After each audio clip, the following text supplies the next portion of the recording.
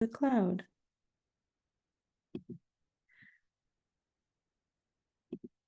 So it seemed like people did not remember what we were going to do. And I'm really glad I went back to look at the proposal because it turns out that I also did not remember what we were going to do. So it is a good time for us to check in on this. We've been talking about how we're going to have a field study in the in the winter. And so this is what we're going to be doing. So the outcome we're testing is the indoor concentration of particulate matter when outdoor concentrations are high. So it's not the average concentration of particulate matter over the whole period. It's the concentration when outdoor concentrations are high, to see if we're protecting the home from outdoor concentrations. And we can dive into over what period, and do we measure a little bit after those outdoor concentrations, but this is the general idea. The effects that we're testing are automation versus notification. So is it good enough to tell people to trigger the intervention, or do you really need to automate it? And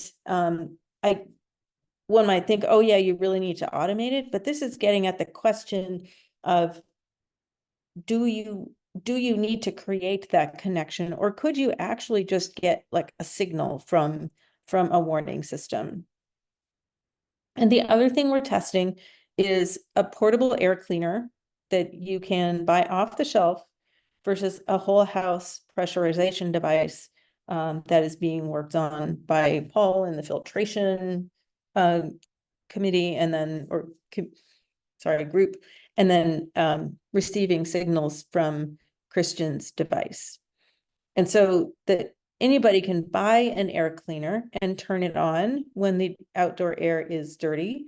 The idea with the whole house pressurization is if you make the house pressurized and only bring air in through a filter, then the concentration in the house never rises. So is that a lot better? The whole house pressurization is more complicated. So some of the things that we're testing are the simple solutions just as good or not as good as the slightly more complicated solutions. So these two things, we've set up the duration to be 2 weeks and then 6 weeks in one phase, 6 weeks in another phase, and 2 weeks at the end. The beginning and end 2 weeks is just getting a background on the house. How does it behave with no intervention at all? So we're taking 2 groups of homes, and in this example, putting a portable air cleaner, abbreviated PAC, in them. And then after the baseline period, we half of the homes, or the homes in group A, get a notification that they should turn on the air cleaner when the concentrations outdoors are high. And that's for 6 weeks. And then after 6 weeks, we change it so the air cleaner automatically comes on. The other group of homes works the opposite. They're getting automated in the first 6 weeks and then notified later. And one of the reasons we did this is because occupants have a novelty effect where they might pay attention to it more in the first couple of weeks. And so we didn't want to be confounded by that novelty effect. So we'll be comparing notification and automation between 2 different groups of homes, but they will alternate and they'll get both of those. And then comparing portable air cleaner versus whole house pressurization, we're comparing, say, group A with another group. So they have the same sequence of notification and automation, but then they have a different intervention over the same period. Now, the ideal thing is to test the same house under the same conditions and then do all these different things to them. But that's not possible, of course, because each house can have only one intervention or one set of interventions at a time. So this is the way we've set it up, is now you're seeing there are 4 groups, and so we're testing those different effects against each of the 4 groups. So it's a 16-week design. Each home is measured for 16 weeks. And then this table is pretty complicated, but this is basically what remains constant and what's the effect that you're testing. The comparison is showing the group of homes versus the phase during which the homes are measured, what remains constant, and then what could be the confounder. And the confounder is the thing that is changing, that is also changing, that could mess up the comparison that you want to do. And there's a lot of variability between homes, and there's a lot of variability in the weather. And those 2 things are going to create variability that could affect our ability to see whether there's a difference in the things we're testing. So let's see, just I have a couple more slides. Why 6 weeks in each phase? There's a lot of variability in home operation and weather conditions. And so I don't expect you to read all of this, but this is how we wrote it out. Christian looked at preliminary data. We looked at how many high pollution peaks we would expect per week. We estimated variability in how homes would work, and then figured out how many events we were going to see in each phase. Now, there's some variability in how different homes work. So we're going to try to explain some of that variability using the delta P diagnostics that we have, or that we're developing. So in addition to gathering a lot of data so we can test variability, we're going to try to explain some of that variability also using predicted airflow, and therefore reduce some of the unexplained part. And so then we did some power calculations and said, with this number of events, we'd need 4 homes in each group to detect a difference. And then something I had forgotten, we said, well, 4 is not enough. So we'll increase by 1 in each group by 25%, which means that instead of needing 16 homes, I actually promised to do 20 homes. So that it's a good thing I read the proposal again. And so that's where that came from. 16 weeks, 20 homes. And then there was some kind of power calculation to look at how many events we were going to see over that period of time. So that is all I have. But I wanted to offer the opportunity for people to talk about that, because it seems like that hasn't really been well understood. We just know we're going into the field. And what I did not include on here is before each of these phases, there will be a survey from Erica's team. So there's actually 5 surveys delivered throughout the period. I had a question, and I apologize if this is way ahead of what you've thought about, but for the portable cleaner, I assume there'll just be one. And with that, what's the thought on like the placement of it? Will it be like in a kitchen where we'd see both indoor and outdoor kind of sources, or would it be like in a living space? Have we thought about that? So I think there's at least 2 questions there, Don.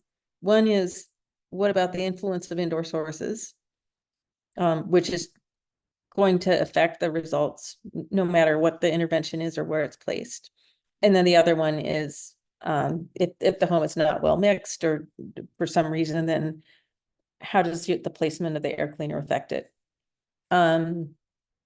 What's the thought on that, team? I think we had talked about that, but I think we just said, well, let them put wherever they were going to put an air cleaner, but not close it off in a room. But what's the thought on that? I can stop the share if we don't need it. It's it's a good question, and I think we would expect the kitchen to be where the largest source of indoor particles was being generated. But this solution, I mean, the thing we're focused on here is the indoor air quality when the outdoor particles are really high, not when they're necessary. I mean, we'd also like to get rid of the indoor particles, but that's not what this solution is driven toward. And so talking through it like this, I would tend to lean towards a more common living space, like a living room where you would see the couches and recliners and television as the place where the people are most likely to be, but not behind a closed door like a bedroom.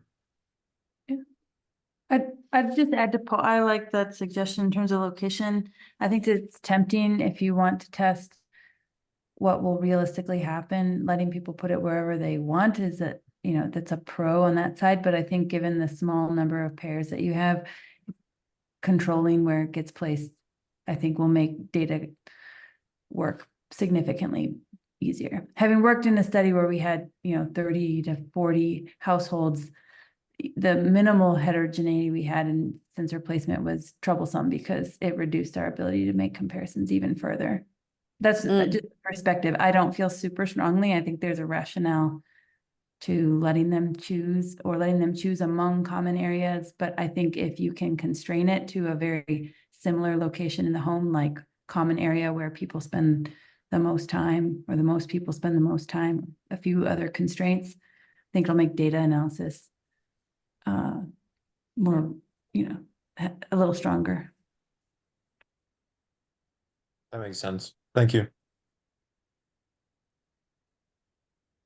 Well, one concern I have about this whole thing is we frequently have to assume some kind of mixing consistency, which we know is not true. So Ellison, I'm wondering, so one of the things we're going to try to do is screen out the influence of indoor sources. And one of the reasons I think you're part of this project is because of your experience in doing that. And I think we're going to probably look at times of day when we consistently see signals, which is something that you've done throughout your work. And so we might just throw out anything that occurs at dinner time if a house tends to have peaks around dinner time. I don't know if that'll help because I'm thinking that the outdoor sources are going to be more heterogeneous or homogeneously distributed throughout the house.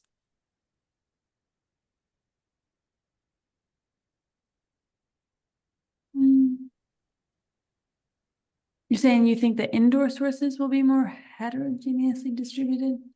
Yeah, I think the influence of indoor sources, you would see more of a heterogeneous effect throughout the house.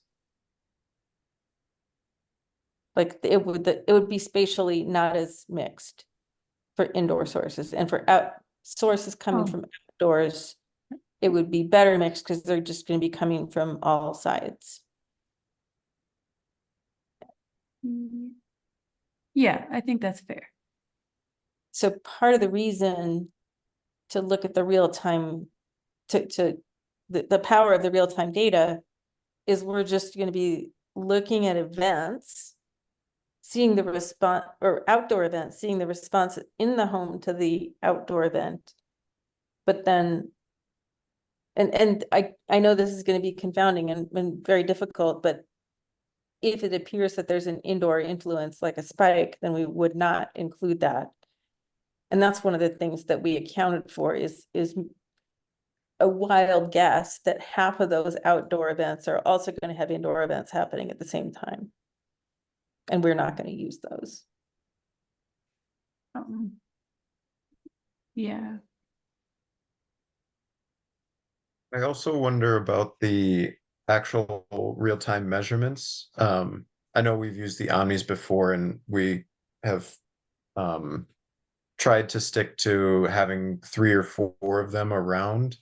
Do you think it would help or hurt with the indoor source kind of confounding variable to have a measurement in the kitchen and in a living space, and then like in a bedroom, so that if there was an influence from indoors, you'd see maybe a higher magnitude in the kitchen and be able to more easily point that out as an indoor source.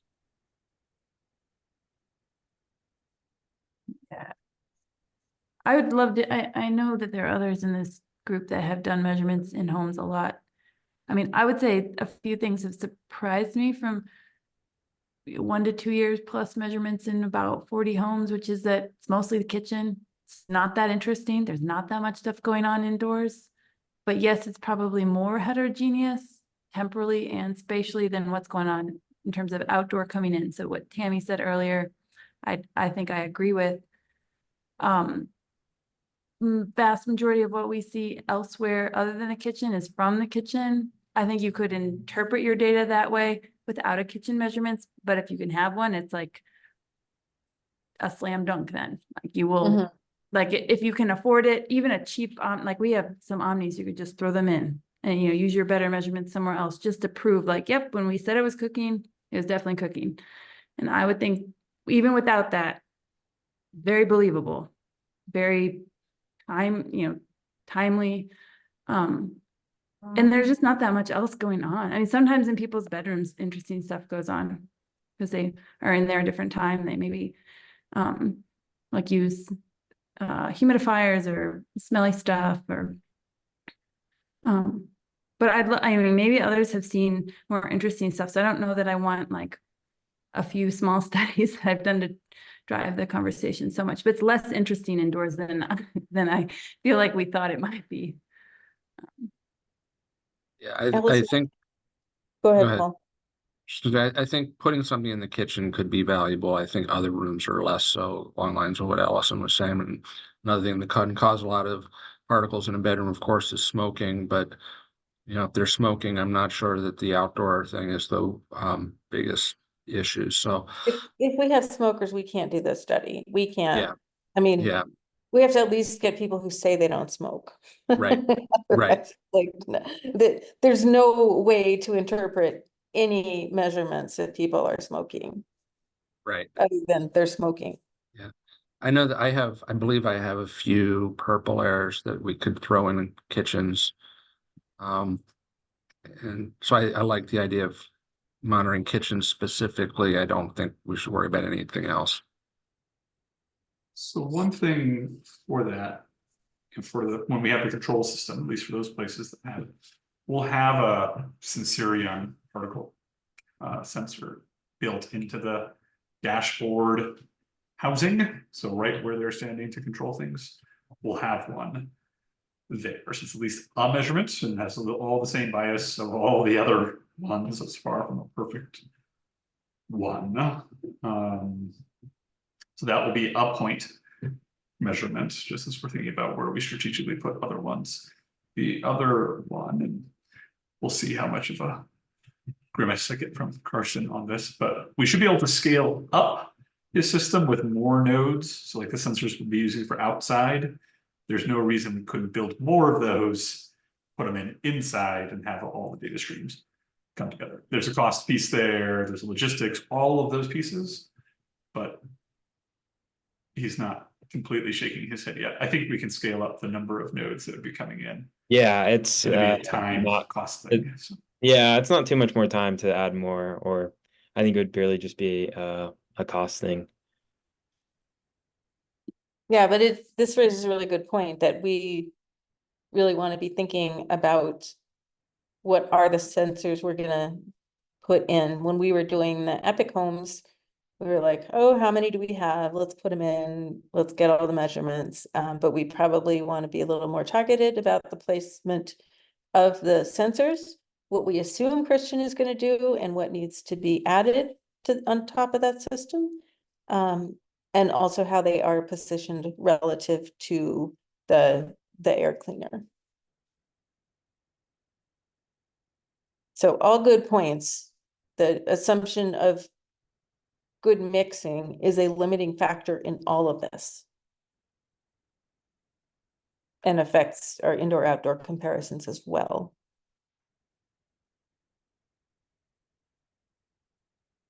Sorry, I know I'm yapping out, but this is exciting. So I was wondering how is the how are the homes going to be chosen? How are they going to be recruited? Is it every kind of similar to Epic Homes where they've been part of a study before, or is it going to be just sent out a flyer and whoever responds? So that's something we're working on. And Will might be able to say more about that. We are looking for a community that will provide a certain number of homes. Because of the confounding weather, right? So if we're gonna compare homes with each other, we would like them to be experiencing the same events. So that's gonna be a bit of a challenge. We also are very keen to not have these, or to have these homes be representative of homes in low-income populations. So I think in Epic, we saw a lot of homes that were not low income, or sized for what we would expect. And Will, maybe you want to talk a little bit about like who we've been talking to. To answer your question, Dom, I was trying to use connections we made through the CDPHE project. Some of our sites were places that served their local communities, whether it was like soup kitchens or clinics, churches, libraries, things like that. It was not very successful in my mind. Like as far as like the response we got, the plan is now to um, kind of follow up to some of those locations that I've spoken with Tami about. Like these are kind of the sites that I was thinking about. And I think Paul might have some contacts we could use to try and help us recruit some homes. But the idea is to kind of shoot out like an email with a flyer, say, hey, this is what we're doing.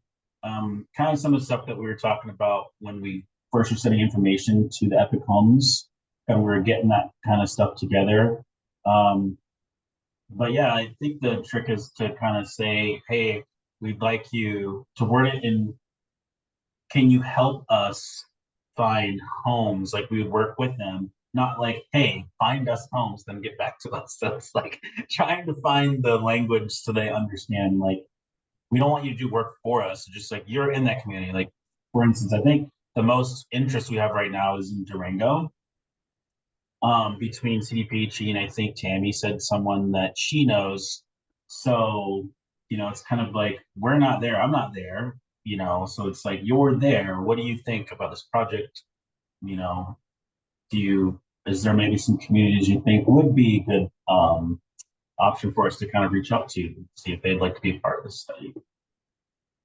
Hope that answers your question. Yeah, no, that makes sense. So one of sorry, go ahead, Paul. Yeah, so there is I think a potential to do a community in Oregon, Oak Ridge, Oregon.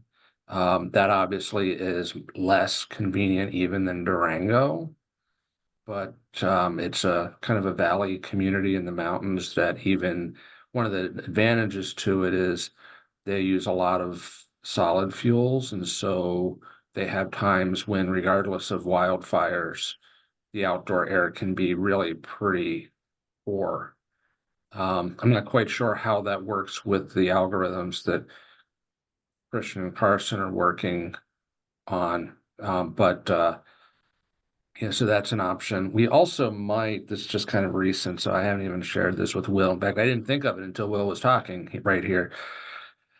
Started to connect with somebody who's a DOE fellow working with Tri-State Co-op, whatever another utilities organization in Colorado that's not Xcel, but they are not the utility themselves. They work with a bunch of utilities, and they are exploring for a proposal we're planning to write for EPA. They are exploring communities in southeastern Colorado and northern New Mexico for interest in participating. So I could conceive, I don't want to take a new contact and just start trying to extract everything, but I think it's at least a plausible inquiry. Yeah, I do like some of the pieces in southern Colorado. So all you said there, all makes really good sense. We've been looking at some data for Alamosa for a different project. Surprising how many poor air quality events in that community, and not predictable, I would say by any means, but quite regular. Things considered, so. with a Yeah, we're little bit looking of for pieces. regular, not predictable. Let me say something and then Ganesh, or Pi, I'll come back to you. So one of my original requirements is we must have a partner who is working there. And I've started to feel like 20 homes is a lot or 16 homes is a lot. We probably want to select communities that have multiple partners working there so that we don't place too many burdens on a single organization.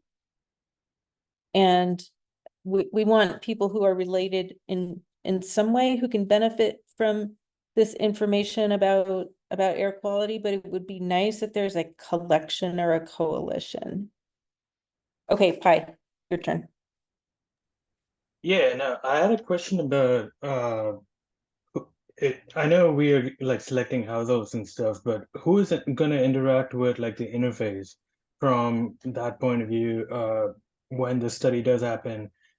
Who is like the assigned interactor with the interface in each household?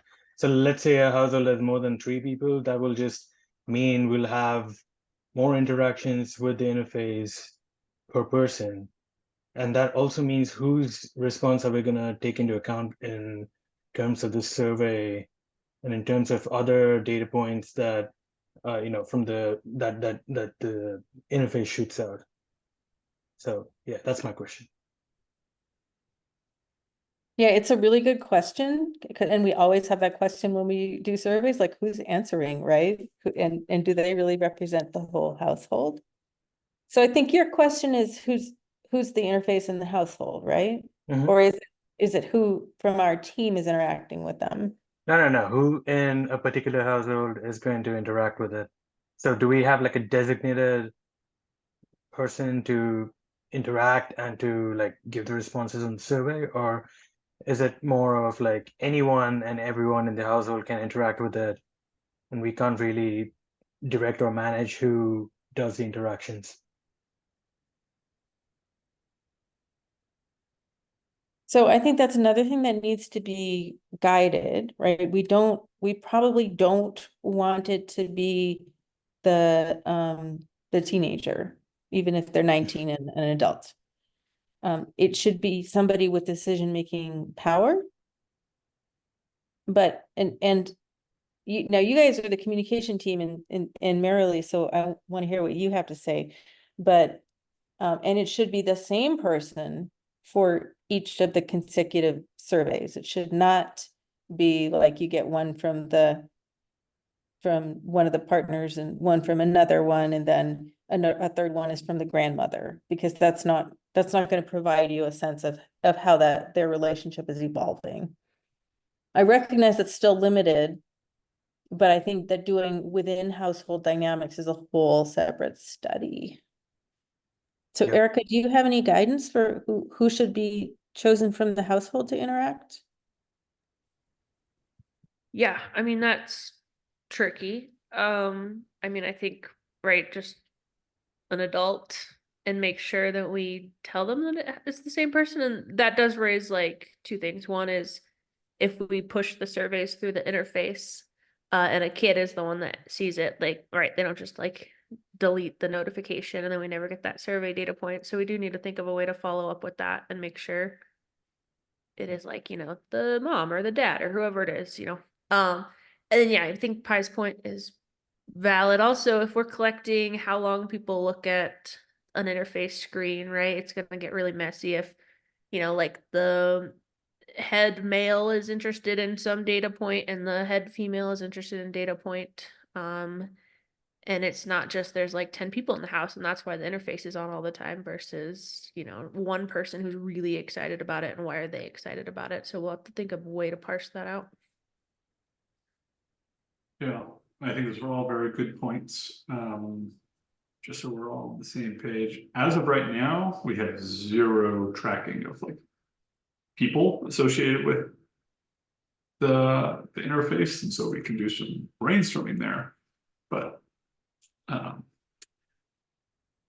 would love suggestions there because that hadn't even come to mind yet. So the polite way to put it is we're completely open to suggestions because you won't be overdoing anything that we've already put in place.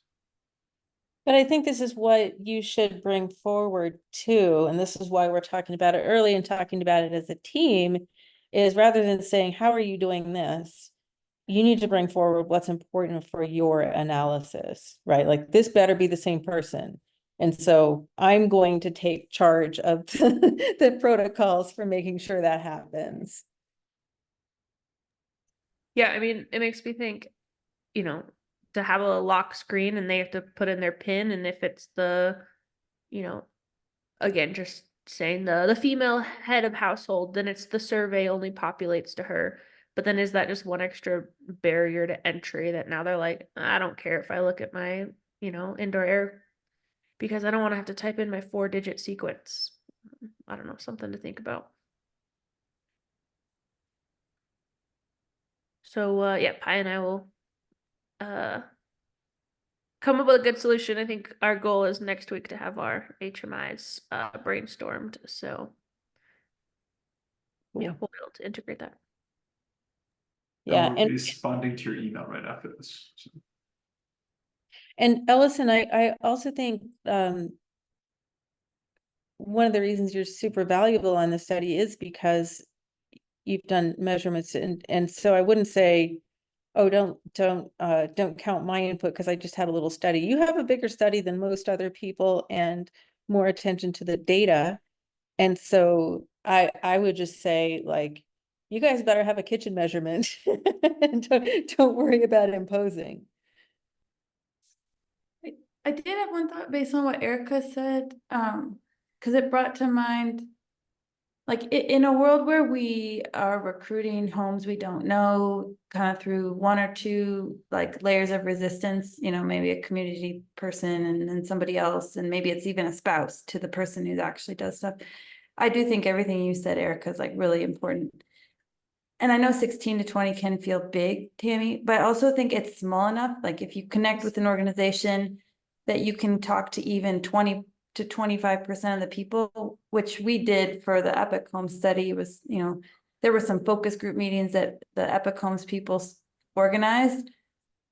And we got enough like input from that. It was like, okay, we're going to operate as if people that come into the study want to be there. And it's sort of like deciding once you take the temperature on who's going to be in, like there have been other studies where it's like the temperature is really icy cold, like nobody really wants to do it. So we're going to approach things with different set of assumptions. But if there's sort of a warmth of like, yeah, we're people who want these measurements. And Will had some experience in the exit interview period, like not everybody wanted them. And some people eventually wanted us out. So it doesn't have to apply to everybody. But if like the general warmth to coolness of the group can be tested in some way, even if it's just a couple people's opinion, I think that can matter a lot for like what pathway you go down in terms of like, oh, maybe I can just send them an email or a text. Those things still should be like thought through in like an IRB standpoint, but it makes it a lot easier to be like, hey, I noticed you didn't like open up the app. Could you do that? And they're like, okay, sure. I didn't really want to, but you nudged me and we have a good relationship. Or that's not the case. And then you go kind of a different route. And that's partly, Ellison, why I want us to explore several communities at the beginning. So we're trying to get the language right on that. But by several, I mean maybe 3 or 4. Just put out feelers and see how it's going.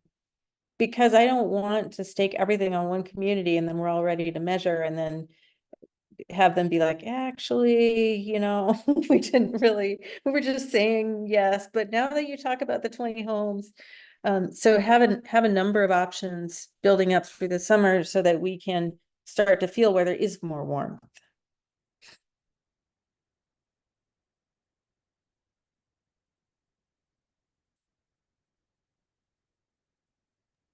I had one last question, and sorry, Paul, if I'm jumping ahead again, but I was wondering if you've more narrowed down whether you, for the whole house pressurization, if you've narrowed down whether you want to do like, I know you'd mentioned maybe like a diversion to the filter with like a damper or something, or if there was kind of like an insert you could put into the slide into the already existing ducting or whatever. Have you kind of started to narrow down which one you think will be more applicable to the 20?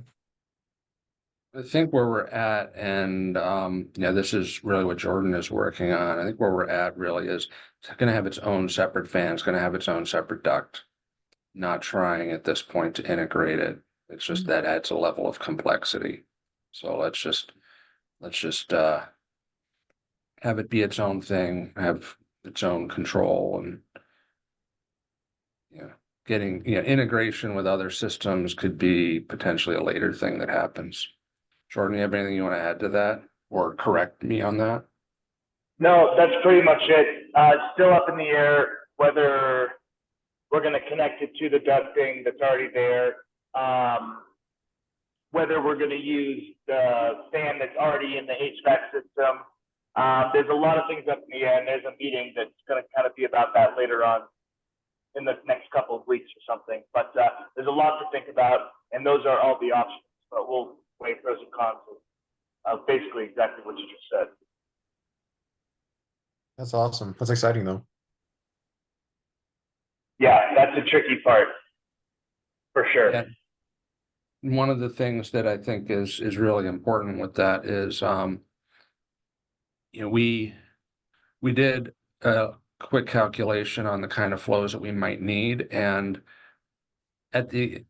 so if you're going to completely pressurize a house, you have to be able to fully counter whatever natural pressures there are. And so in kind of an extreme case, you might have a 5 Pascal pressure you want to counter. And if you have a fairly leaky house, how much flow do you need to produce 5 Pascals? And so we're making it so that we could have up to about 800 CFM, I believe. That's like the same size fan as you typically have in a whole furnace. So, at that kind of flows, I mean, I don't actually expect that to be normally what's needed. I mean, you're kind of really cold and really leaky to get to that, really cold and really leaky. But let's start at that point, and then, we'll work on, with data, maybe we don't need that much, but it was a higher flow than I'd originally anticipated. So What kind of flows are you thinking of? I was originally thinking it was going to be around 150 or so, but now we're wanting to have it be capable of 800 CFM. Ooh, that's a big Yeah. change. And there's some like efficiency concerns. A lot of these fans run most efficient in the window of 40 to 80% of their max flow rate, not their max power, but their max flow rate. So we're oversized, but we have a window of 40% to 80% of our fans like capabilities is where we kind of want to hit for vibration, noise, power concerns, flow rates, and things like that. Yeah, now But and keep 800 in mind. Go ahead, Jordan. But yeah, 800 is kind of that window, 750, 700 to 800, worst case scenario. But yeah, if we're talking about turning the fan on in those extreme temperatures, preconditioning the air is going to be a major thing. No one's going to want freezing cold air being blown in. That's right. That's right. And that's part of why we'd originally been thinking of integrate it with the forced air Yeah. system. But one of the things to keep in mind is, like wildfire season does not typically occur in the absolute dead of winter. And so those pressures are not going to be 5 pascals. It's going to be more like 1 pascal. And this is not a linear thing. It drastically reduce it. On the other hand, if you're in Oak Ridge, Oregon, and the reason it's bad outside is because people are burning a lot of coal and wood to stay warm, that could be at some of those colder times. Now, the folks we've been talking to are in the weatherization programs, they ought to have gotten the houses tighter. And so now maybe we're not working as much on the pressure side, but we're working on this the house really leaky side, which also reduces the flow. So as long as we can vary the flow, allow it to go up to 800 and hope we never have to go over like 2 or 3. But Yeah, because we're going to be testing in the dead of winter, so we will have to consider that. yep. And it might be that we learn that it's a good for use in the summer. But we're going to be testing in the winter. Oh, and Yeah. we might learn that part of the installation of this system has to be air sealing of the house to bring that required flow down. You don't do this system on a really leaky house. And of course, tightening the house helps to protect from the bad stuff outside as well. So it's part of the solution. So I think that there are considerations here, but at this stage, let's give ourselves the flexibility. Yeah. And again, this is a conversation for maybe like a full hour, but there are like energy capturing devices, like heat exchanger type things that we can add on. They're $700 a pop for like the cheapest ones, but that is what other people who kind of try to tackle this problem have done. There's a name from like energy recovery devices or something. And that's what Panasonic's doing right now. Yeah, but that's another complication that it would be nice not to have to include. Okay, so I hope everybody has a slightly better understanding of the field study now. A thing I have not raised is a concern that I have about the amount of time it took us to get into Epic Homes. And like just setting up 20 homes, they're not going to all be like that. So we're going to have to talk a lot about the sequencing. Our team did get much better at doing the measurements. We don't have to do all the measurements at the same time, and we may not do some of them.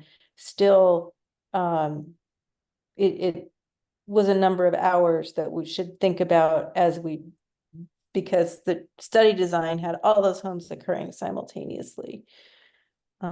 So it's another thing to talk about, but I hope you understand now why it's that long and that many homes.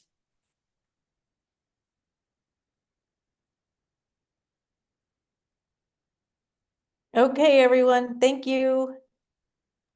I Thank you. Thanks. Thank Bye. Happy you. Sunday. Bye bye.